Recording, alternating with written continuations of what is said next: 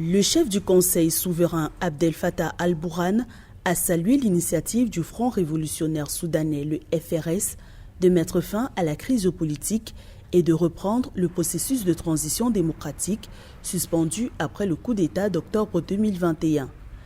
Dans son initiative, le FRS s'est prononcé en faveur de l'amendement de la déclaration constitutionnelle pour parvenir à un règlement politique global. Le 5 avril 2022, le dirigeant soudanais a souligné l'importance d'élargir la base de la participation politique pour inclure toutes les composantes et forces politiques à l'exception du Parti du Congrès national dissous.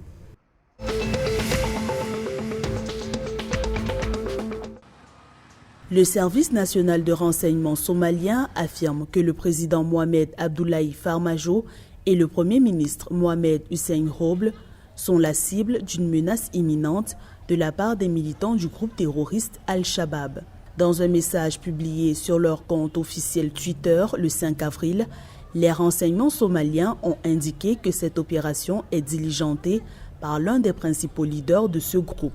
Abdi Karim Hussein Gouled, candidat de l'opposition à l'élection présidentielle encore attendue, a déclaré aux médias que l'alerte équivalait à une tentative de coup d'État.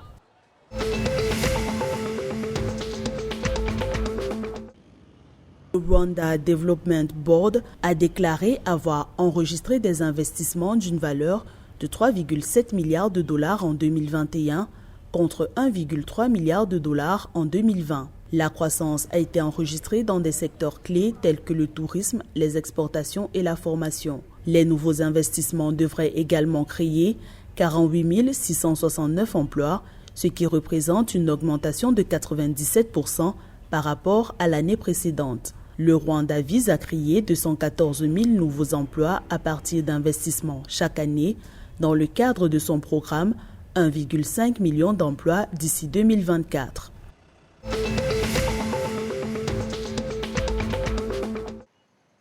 L'autorité de régulation de l'électricité a ajusté en baisse de 1,44% le coût de l'électricité en Ouganda. Cette mesure s'inscrit dans la politique de promouvoir la croissance industrielle dans le pays.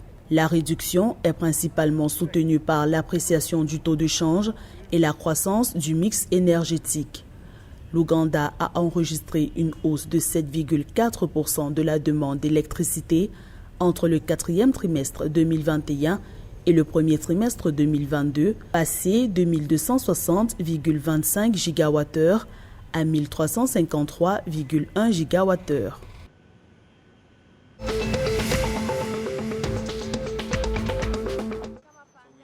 À Dar es Salaam, le prix du litre d'essence va passer de 2540 shillings à 2861 shillings, signe d'une hausse généralisée des prix des hydrocarbures en Tanzanie, évalué à 321 shillings et 474 shillings pour le coût d'un litre de diesel et de kérosène respectivement. La présidente Samia Suluhu Hassan a ordonné le rétablissement de la taxe de 100 shillings sur le carburant qui avait été supprimée afin d'amortir l'impact négatif des prix élevés du carburant sur les citoyens.